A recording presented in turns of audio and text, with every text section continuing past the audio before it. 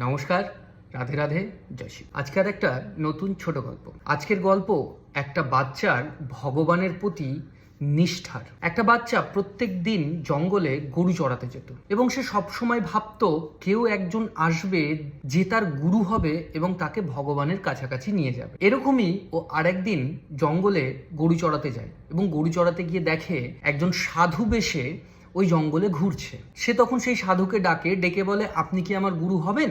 সেই সাধুটা অ্যাকচুয়ালি সাধু ছিল না, সাধু বেশে একজন পাখণ্ডী ছিল, যিনি ভিক্ষে টিক্ষে করতো, কাজ করতে হবে না সেই জন্য। ওই সাধু তখন ভাবলো, একে যদি আমি মন্ত্রটা দিয়ে দিই তাহলে এর বাড়িতে গিয়ে আমি বিনামূল্যে খাবার খেতে পাবো এবং ভালো ভালো খাবার খেতে পাবো, অনেক জিনিস পাবো। তো ও তখন সেই বাচ্চাকে বলল, হ্যাঁ ঠিক আছে, আমি তোমাকে মন্ত্র দিয়ে দেবো। এবং মন্ত্র দেওয়ার আগে সে নদীতে গিয়ে স্নান করলো। স্নান করে সে জপ করার জন্য নাকটা কিছুক্ষণ ধরে রাখলো। তো তখন সেই বাচ্চা ছেলেটা তাকে জিজ্ঞেস করলো, গুরুদেব কেন এইটা করলেন? তখন সে বলল, তুমি নাকটা ধরে রাখলে ভগবান দর্শন হলেই এই নাকটা তোমাকে ছেড়ে দিতে হবে। সেই মতো বাচ্চাটা গুরুমন্ত্র পাওয়ার পর নদীতে গিয়ে স্নান করে ওপরে এসে নাকটাকে চেপে ধরে থাকলো এবং ধরেই থাকলো।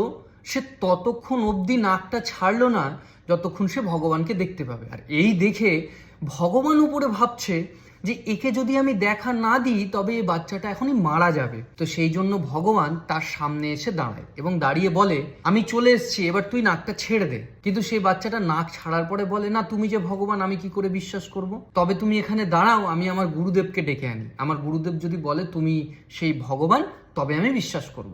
তখন বলছে, আরে পাগল, আমি ভগবান। বলছে, না না, তুমি ভগবান না, দাঁড়াও। বলে ভগবানকে নিজের গামছা দিয়ে গাছে বেঁধে সে সেই গুরুদেবকে খুঁজতে যায় গ্রামে এবং খুঁজে পেয়েও যায়। পেয়ে তখন সে গুরুদেবকে বলে, গুরুদেব গুরুদেব, ভগবান আমার কাছে এসছে, আমি ভগবানকে পেয়েছি, চলুন সে ভগবান কিনা আপনাকে দেখতে হবে।